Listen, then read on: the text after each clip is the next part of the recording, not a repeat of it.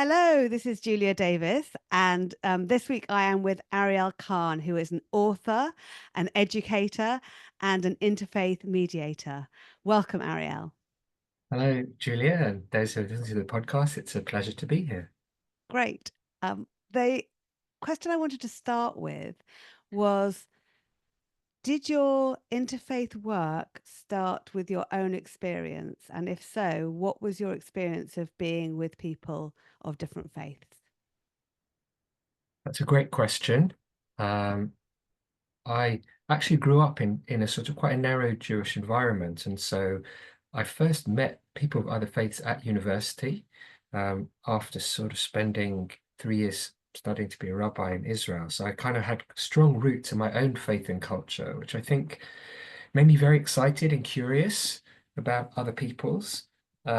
But there was also difficult challenges associated with that, which I think over time have made me more empathetic with people facing those challenges.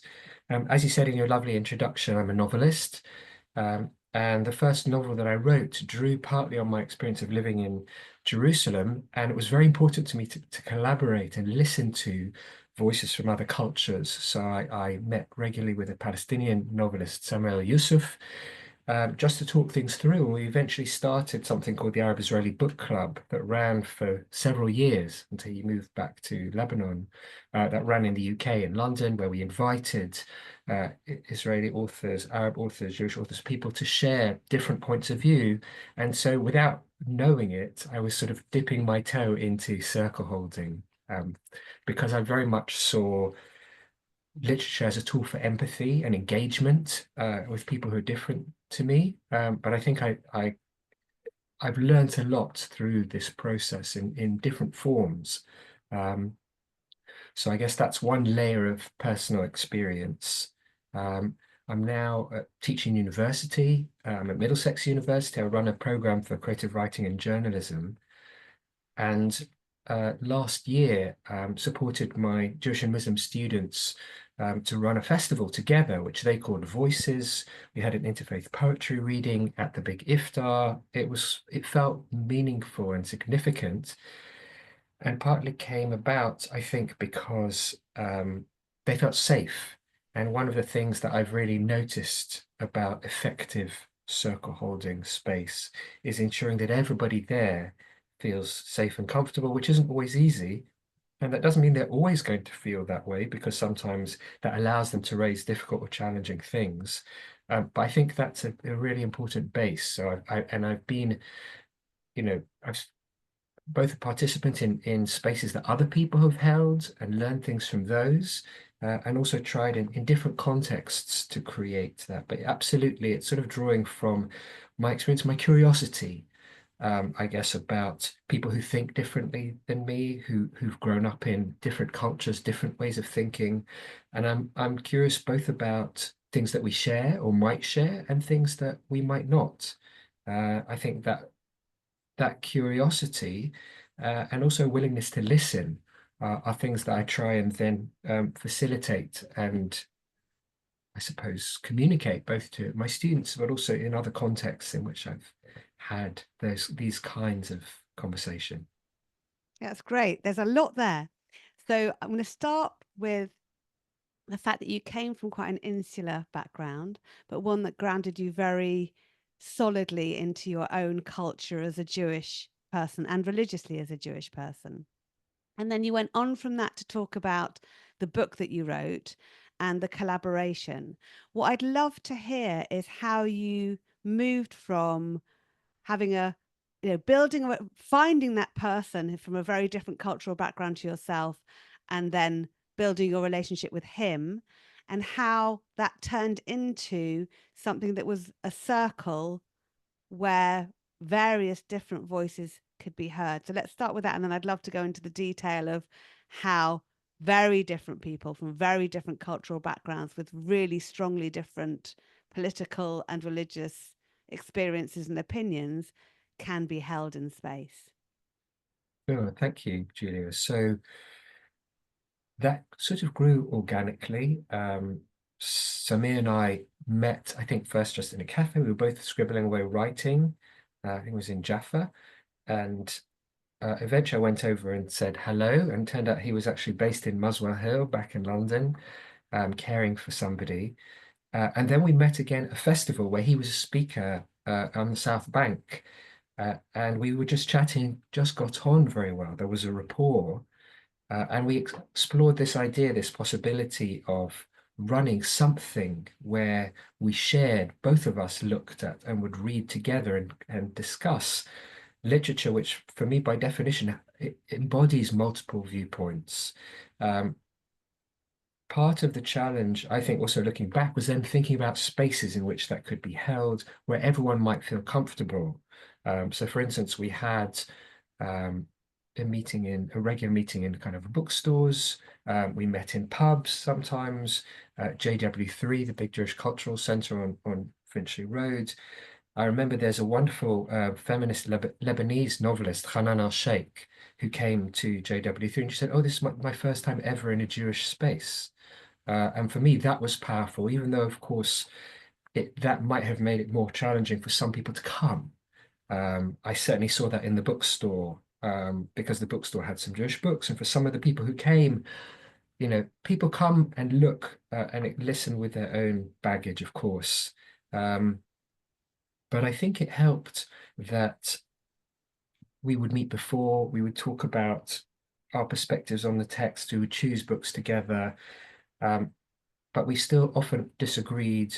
So I hope we modeled constructive disagreement. It helped also, I think, that we were talking about culture, about literature rather than about politics directly.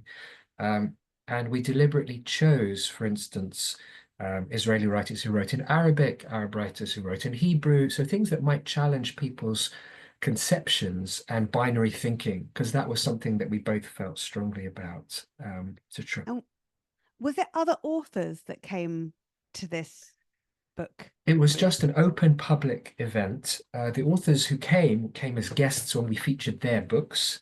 Um, I brought, for instance, through this Said Kashua, who's an Arab Israeli writer, to Jewish Book Week for the first time they had an Arab author there. But no, generally it was open to members of the public. There was a brief, short-lived website. We had a range of people from different backgrounds and interests coming in. Um, at that stage, neither of us invested huge. It was mostly word of mouth, and there was some circulation, through some of the bookstores and the venues that we met up in. So when you met up in the venues, I'm trying to visualize this in my mind. There'd be the two of you. Um, you would advertise it publicly, and I guess alongside the venue that you chose.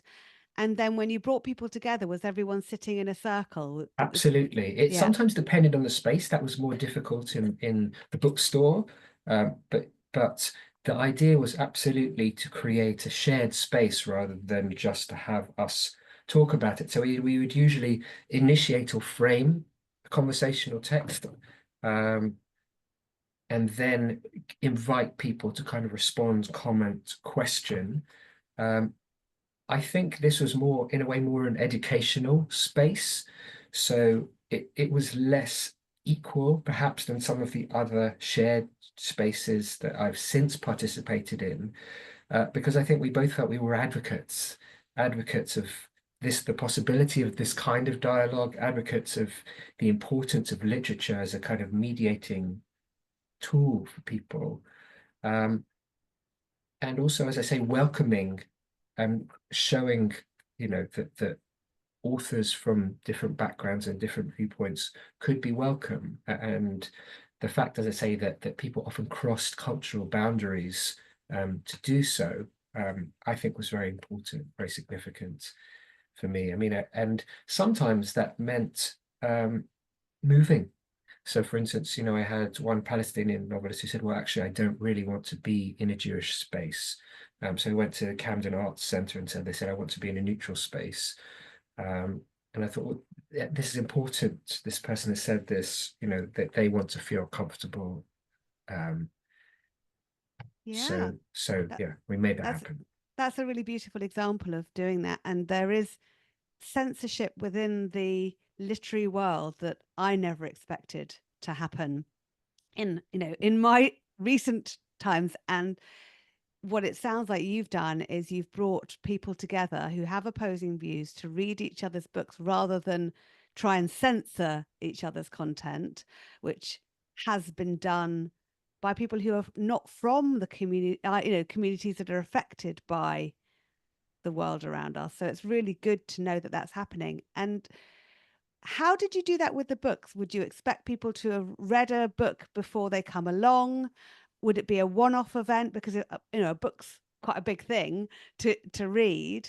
And I just love to know how the makeup would happen. What would encourage, for example, a Palestinian author to actually engage with something written by an Israeli or Jewish author, and vice versa. I mean, I know that as a Jewish woman myself, I'm extremely interested in books about the perspective of the Palestinians, and I seek it out.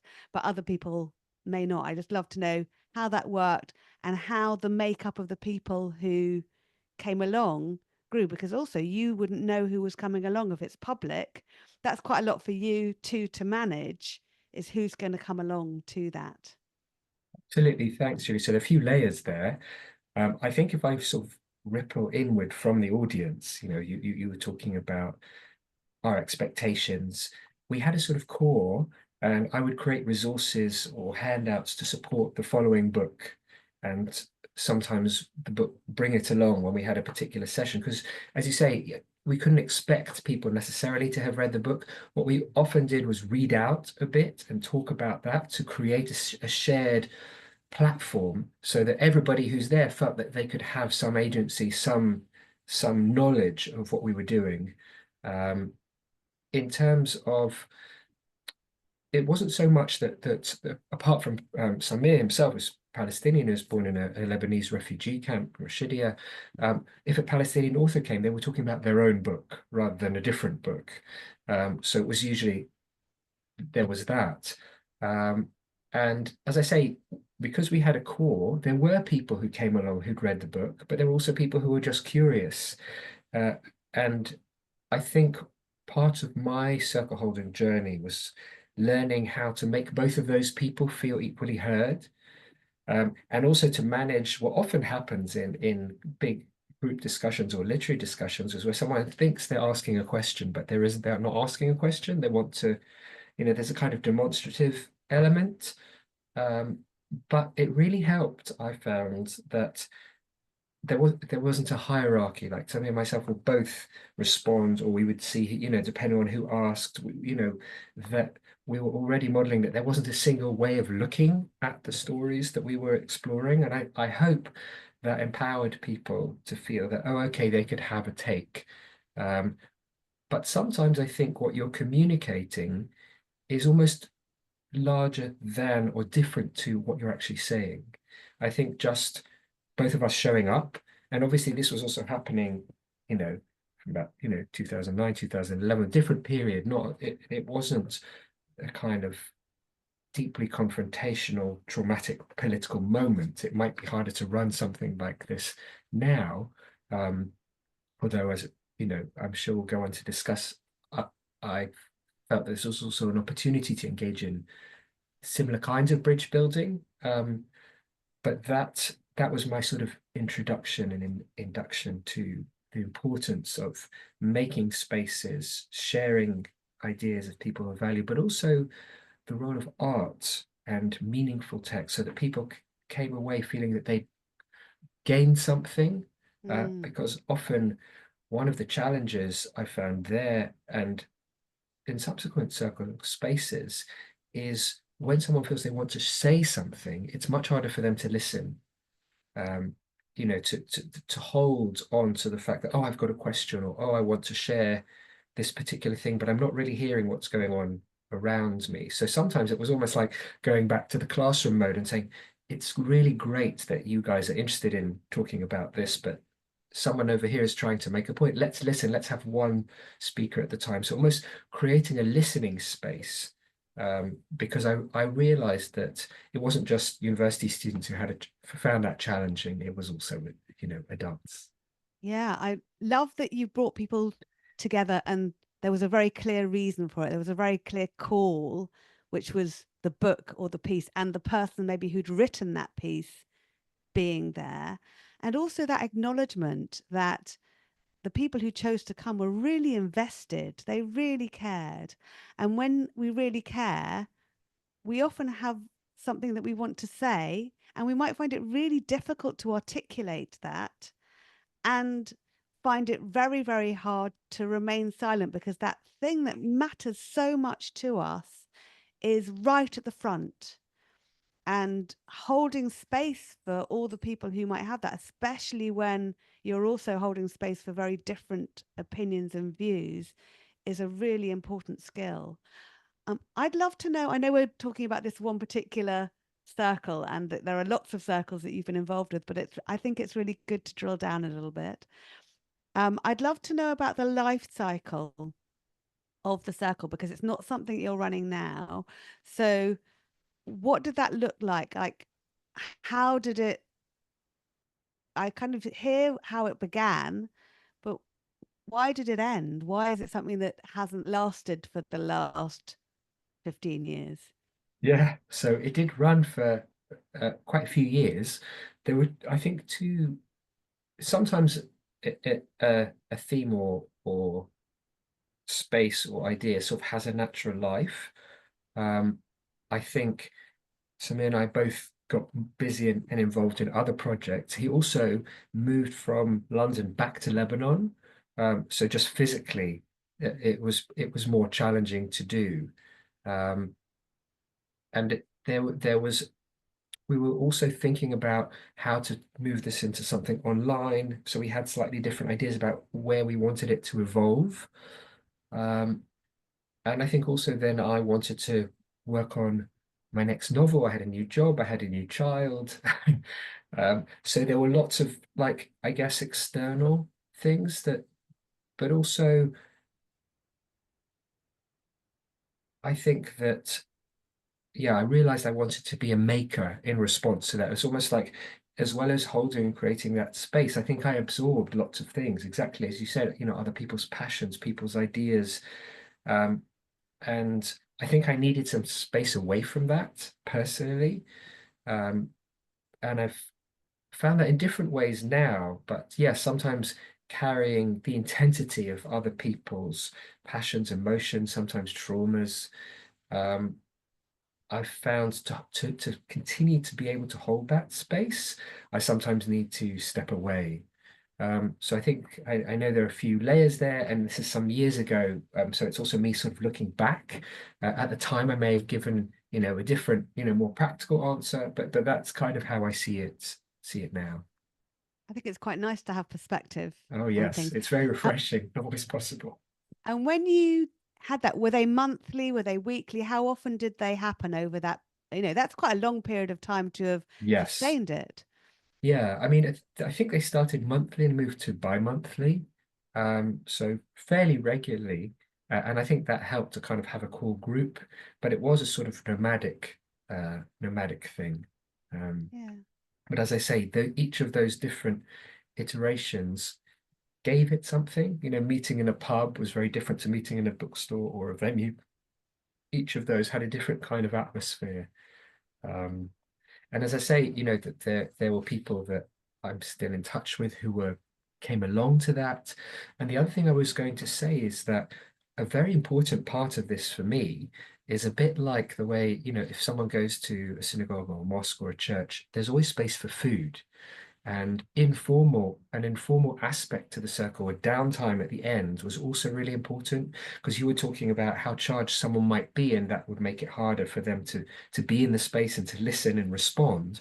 And so there was always, some wine, some nibbles, the chance to talk, not in the circle, but in pairs, in smaller groups, so that people had time, I suppose, to network.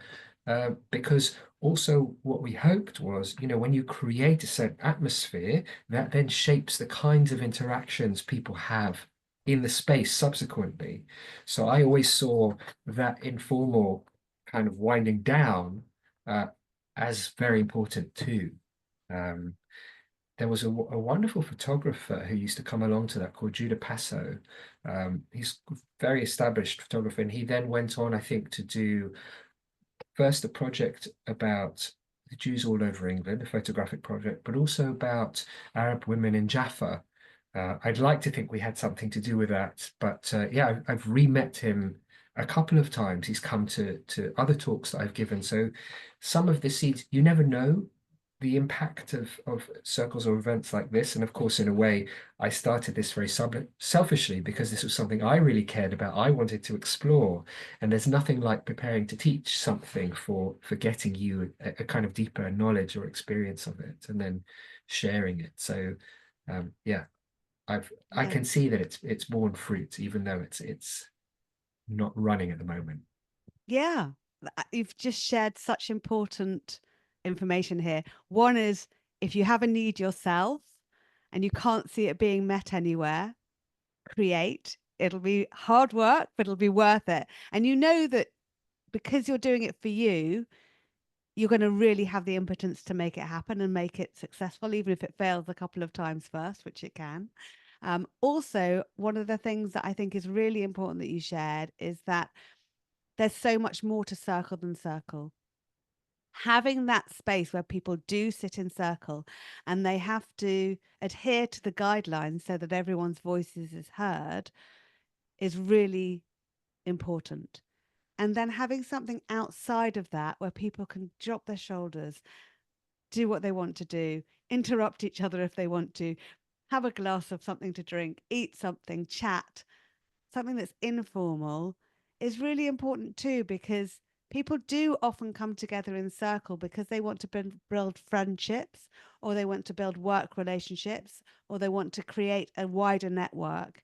And if all we do is come in circle, have that space and leave, that opportunity to build up friendships might be missed because there isn't that space where someone goes, "Oh, can I just take your mobile number?"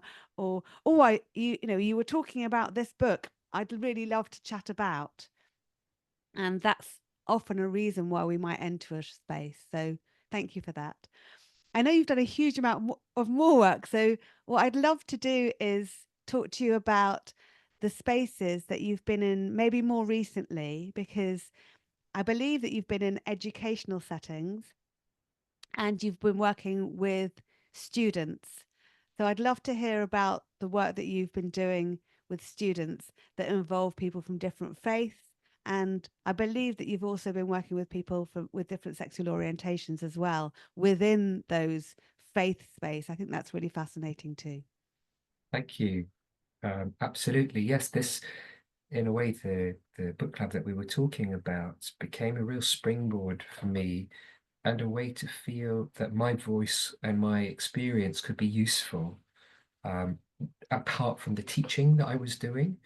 And so it started when a Jewish and Muslim student from Middlesex University went to Auschwitz-Birkenau. I supported a project that was aimed at combating anti-Semitism. They came back, they spoke to the kind of Interfaith Forum, went really well. The university agreed to fund another group, which I went on. And I met and got along with a priest who was there. He was based in Germany, but he wasn't German. And only when we parted, really after a very intense day together, he said, "Oh, I'm a pro-proctor in Oxford. I'm, based in a particular college, Exeter College. I'd love you to come and do an interfaith Holocaust Memorial Day." This was January 2024. Um, and I felt very welcomed in that space. It was very interesting experience for me of being out of my comfort zone and seeing how, so Andrew the priest is gay. So there's a big kind of LGBTQ flag when you come into this very, old chapel in Oxford. But I also met somebody really important there who works with Andrew. And this is Chrissy Shevasut, who is a trans chaplain, the chaplain of the trans community in Oxford. And we just connected. And this past January for Holocaust Memorial Day, the two of us ran it together. In between those, Andrew the priest invited me to apply to be a fellow at this Oxford College with a sort of interfaith brief.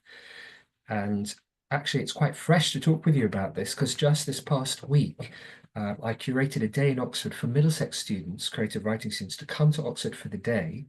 and hear in the morning from a panel of people of different backgrounds and sexual orientations and religious affiliations about their shared journeys. And I suppose the subtext for me was about sharing vulnerabilities, or showing how vulnerabilities can be a strength if you confront them, and how we can tell different stories, sometimes about the difficult things that we've come through that enrich us. And again, it was very important to us that the room was set up before we came like a classroom. So all of us immediately broke this apart and turned it into a circle, just in terms of the physical space.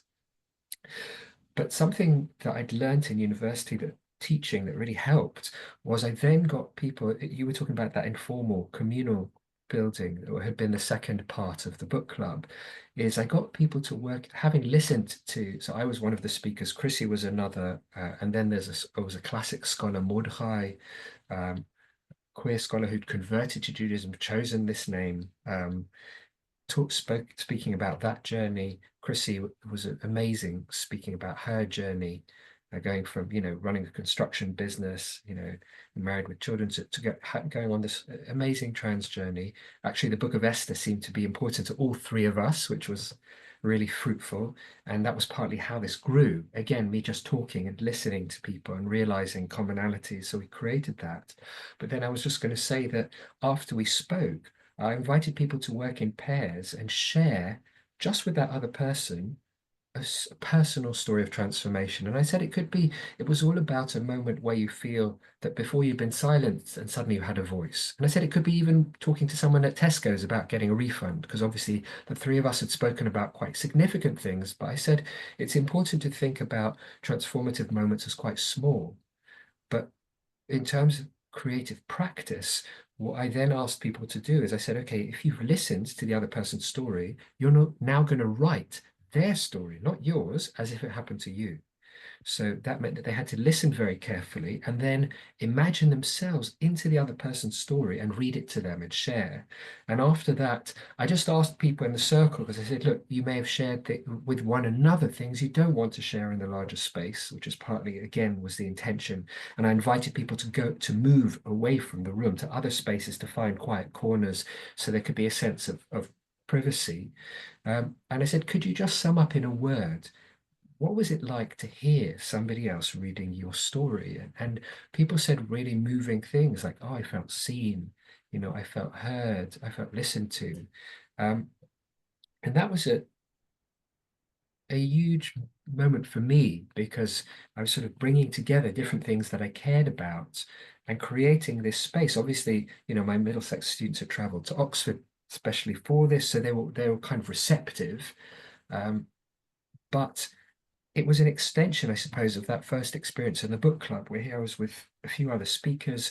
We were sort of creating a cultural conversation, or a kind of conversation, a kind of safe space, because you were talking about, setting up circles and failing, and all of us talked about failures, challenges, non-heroic moments that we learned and grown from, because our journeys aren't linear, and it shouldn't all be about success. And it was also very important for me that Chrissy started that conversation, and that the people on the panel were very, very different from me. But what we shared was curiosity, compassion, and respect. Um, Mm. and then from that, we went into art spaces, so into the Ashmolean Museum, looking at pictures by um, artists in Rembrandt's circle who were painting Jewish themes. We went to the Islamic gallery and looked at different versions of a biblical story. So again, even there, looking at the way artists across cultural boundaries had taken stories and been inspired by them. And I got, the students to write their responses to these things. Because again, I feel that if you have something else to focus on, it's not you, it's sort of balanced out. The morning's activities were about people's personal journeys. And I felt that allowed people to feel safe and supported with one another and heard. It's a bit like what you were saying about the person with the burning thing they want to talk about or write about, which makes it hard for them to be receptive. So, we had lunch in between this and chance to walk around. But the afternoon was really about, again, one of my passions, which is about the way in which culture and engaging with culture and cultural artifacts, it doesn't just have to be books. These are, images or objects have stories attached to them. And I deliberately said to people, because again, I wanted to create an eco environment, don't look or read labels on these pictures. Just look. What do you see? What does that make Mm. you think? Why do you see it? What else do you notice? Because often we look with ourselves and we project things. So again, I got people to work in small groups, talk about, choose a particular picture or object. So they heard different versions or responses to it, and then wrote or created things in response. Because the other thing that I've noticed is often the energy of a circle can dissipate. We can't have a circle is a very intense, special, and resonant space. And often I leave sometimes exhausted and drained, but also on a high. Both of those things were true about this Oxford day. Um, but I think what's important is to try and fix that moment or deepen the person's presence in that time, almost like so sometimes creating, writing something, even, if you visit a gallery and something moves, you get a postcard of it, something that stays with you from that moment. So that other times where you're not in your circle mode and might feel more fraught and frayed, that you can actually reconnect to that moment where you were felt powerful. There's a great book by a Jewish Buddhist, Jack Cornfield. It's called After the Ecstasy, the Laundry. And it's all about, I love the title, first of all. He's talking about, being in a Buddhist retreat and thinking how he'd done so much and he'd done such great work. And then his parents came to visit and he was like, oh, actually, I just ran away from everything. It's all still there. But I think it's also true of these moments. We move in and out of moments of intensity, and they can be nurturing or tiring. Sometimes they can bring up difficult things or healing things. But either way, part of the challenge is to thread between those moments and to kind of weave a thread, a colored thread through our sort of everyday lives, so that then I think it's also iterative in that I know you're a regular circle holder in different contexts, but I found just like the people who come back, or for me, religious practice, for other people, it might be yoga, walking their dog, whatever it is. I think if you constantly do something that's good for you, that's nurturing for you, it sort of builds up so that sometimes you just need to inhabit that space and it's meaningful. I mean, I had an amazing conversation because also I, my I find that these sorts of spaces make me curious and they make me want to know from other people and learn from other people. And part of the privilege of being involved in interfaith circle spaces is then people contact you. So I had an amazing conversation with a rabbi who's based in New York, Rabbi Sana, but he's the chief rabbi in Abu Dhabi. And in Abu Dhabi, he's built something with state funding called the Abrahamic House, which is a mosque, a church, and a synagogue that are open to one another. They're in the same structure. And he said, even now, there are services in all of those, and people walk through from one to the other to learn about the other faith. So he was very interested in the way that physical spaces can create the kinds of experience that I was looking at in terms of social dynamics. So that was a totally different dimension from something that I'd considered. Obviously, it's helpful if you have the kind of funding they have in Abu Dhabi, but just a different perspective, a different take on it from someone who's coming at it from a different cultural frame of reference. There's so much there. I'm going to go back to the space that you created because I think it's really interesting that, first of all, that you changed the space so that it went from the speakers on the top panel to everyone on the same level. And then you took something which could have been having to listen to lecture. And then I guess the normal thing to do from that would be to allow people to ask questions to the people who've done the lecture, to turn that into a circle experience where, from listening to those experiences, people then had the opportunity to reflect on their own experience. I love that you did that. And also that when people are given the opportunity to break out into much, much smaller groups, like two people together, that gives the intimacy and the freedom for private disclosure. and that there's no necessity to share what has been disclosed in a very, very small, intimate space to a wider group. It only needs a word or a sentence in the wider group for that to go back into circle. And also, I love that what you said about the intensity of circle, and that you recognize that it can be transformative, it can be amazing, but it can also be draining. It's an emotional experience, and that takes as well as gives. And it sounds like in the day that you put together for your students, you really thought about that. You thought about the fact that they're going to be sitting for a while listening, so they're going to need to speak. They're going to be asked to be vulnerable. So, vulnerability is really useful to be able to be private in your vulnerability to start off with, and then only share your vulnerability in a wider context if you feel comfortable to do so. And then from that, they were moved into a space which wasn't circle, where they could have the opportunity to be in an art gallery, look at art, and be in their own personal space with their own personal reflection. So maybe you're someone who's listening to this podcast and you're thinking about running a workshop day, and you'd love Circle to be part of that. I think what Ariel's just shared here is a model for that. Having an opportunity to have the knowledge piece. So the knowledge piece is the speakers who started at the beginning. And then after that knowledge piece, giving people the opportunity to be in circle and incorporate that into their own experience. And then from that, maybe having the opportunity to step away from circle and have some other kind of experience, maybe one that's more individual.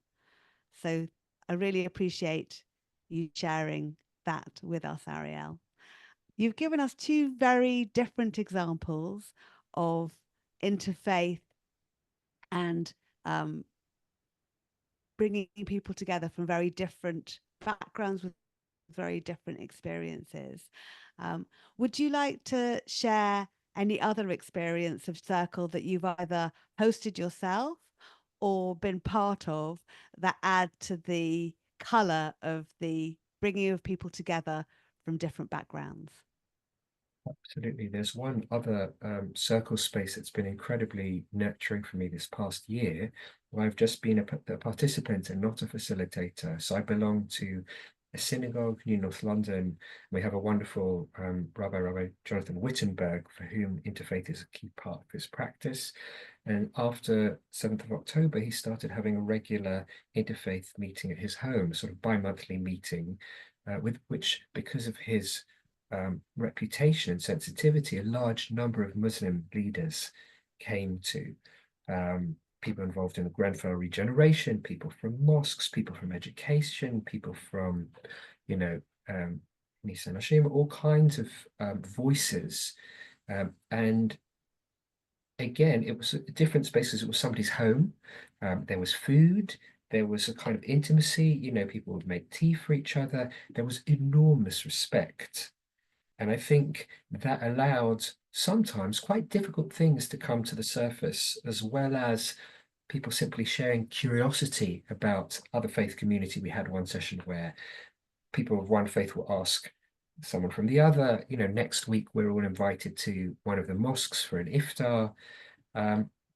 But for me, it was deeply moving to see how many people in different communities, in different ways, were all caring about and engaged in people who are different than themselves, but also wanted to learn. That curiosity that I feel I recognized in others, and again, people who felt very differently from me. And one thing we haven't touched on, but which I feel circle time can also be useful for, is sometimes sharing difficult conversations or having moments of disagreement, modeling them within that safe space.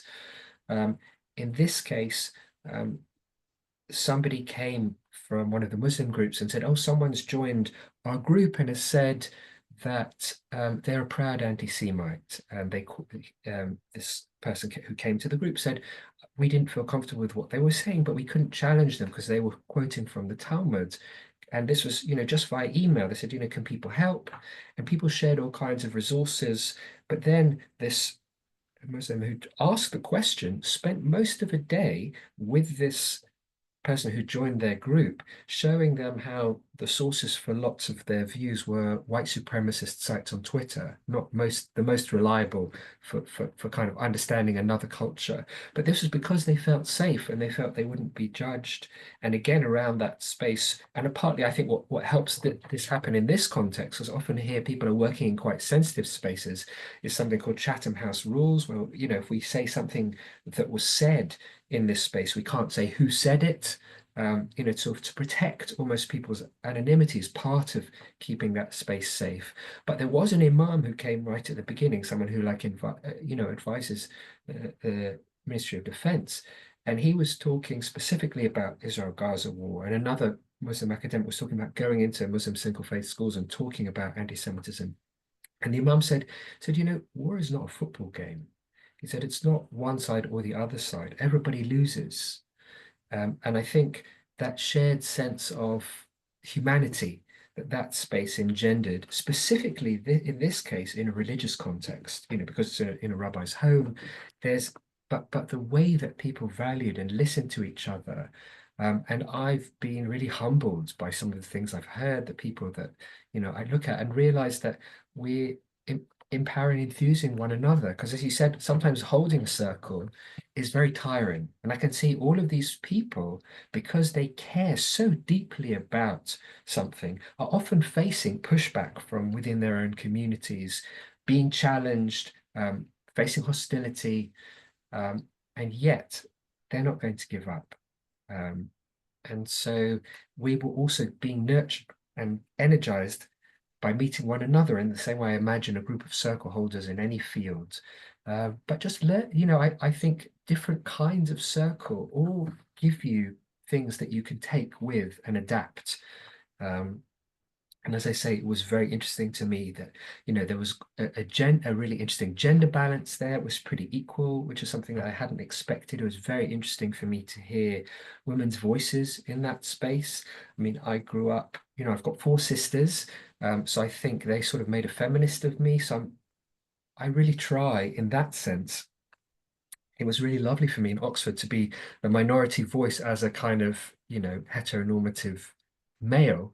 And I think modeling difference should be part of a circle space, because that shows and invites people in the circle to be like, oh, right, there's not one line or one way of talking about or one way of thinking about something. That a circle is a plural space as well. But as I say, what was really important here was that this was a very respectful space. It wasn't about point scoring. It wasn't about particular political argument. It was about listening to people who are on the front line of trying to build bridges, and how can we energize and support one another. And as I say, this has sort of been deeply affirming for me and has helped me, I think, then go from that space back to the university or back to my community or to Oxford and sort of carry some of that energy with me. Mm. I wanted to ask about one particular thing that you said about a, a rule where people's Yes, what's the name yes. of that rule? So, And what, because so it sounds like Chatham it's House, yeah, Chatham House. It's spelled Chatham. It's a real physical place. I think it's a political context or forum, and the rule of meetings in Chatham House, where often people of very divergent views will come together, is that you can't say who said a certain thing. You're essentially protecting the anonymity of people in the space. So it's a kind of client confidentiality, I suppose, in the same way, in a counseling session, or, if I heard something in a pastoral context, I wouldn't repeat it or wouldn't highlight who said something. Um, and as I say, I think that allows people to feel safe there, to know that, oh, they're not going to be quoted, so it might not get back to people, because people are being vulnerable. People sometimes take real risks in a circle space, depending on what the context is. So for instance, the I hope success of that Oxford day has meant that Chrissy, the trans chaplain, wants to carry it across to next term, both for the LGBTQ society there, but also for all the chaplains. Because one of the things that some of the students were talking about is someone projecting onto them their own values and ideas. When they came into a space to ask for advice or were vulnerable, people gave them advice. And something that I've noticed is how problematic that is, and that people don't want their problems resolved. It's really about, well, they may in the long term, but not within the space of the circle. That really it's simply being able to articulate something, a question, not even, is already part of somebody's journey. And so I've learned to be very careful about imposing a view or answering something. I always try and see if there are multiple answers to something that somebody is saying, or ask them what they think, or for them to take something away rather than to feel closed down or that they've come for something, but actually to in the same way that I felt energized by the interfaith space I was talking about, Rabbi Jonathan's, to go and model that in other contexts. I think if you create a circle where people feel these different modes, as I say, where they get to work together, where they get the energy of the circle, where there's informal time, all of those layers, that's very enriching. And very often in our daily lives, we're not really seen in that, even by people that we're close to, in such a layered way. I Mm, think circle holding and circle space allows people to feel seen and heard, and that very often that's the thing that's more important than what's said, and certainly than, answering a particular question. It's not a solution, but it's definitely part of a process, a therapeutic process. And mm, I think it's no accident in Hebrew. I'm obviously, because I'm a writer, I'm very interested in language. I think it's no accident that the Hebrew word for peace, shalom, is also the root of it is also the word for whole, shalem. And that both words, the Hebrew letter, the last letter, the mem, final mem, is a circle. Um, so you've got that sense of wholeness leading to peace. The circles are there already. mm. Thank you so much.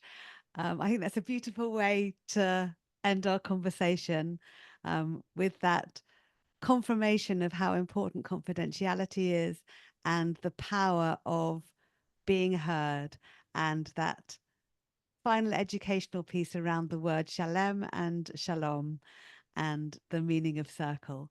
So thank you very much, Ariel. I've loved listening to you today. How can people find you? Oh, thanks so much. So first of all, it was a pleasure talking with you as well. It's great to find someone who cares about and is passionate about circles from a different context as well. So I'm based at Middlesex University. People can email me there if they want to. I'm on Twitter. Well, it's now X, but slightly less so, and Facebook and social media. Um, but yeah, I suppose if people want to reach out and follow up on anything that they've been curious about, to listen to your very thoughtful questions, the university is probably a good place to come and find me. Great. Okay. Thank you so much, Ariel. And we will put all contact details in the show notes. Thank you for joining me today. Fabulous. Thanks so much, Julia. All the best.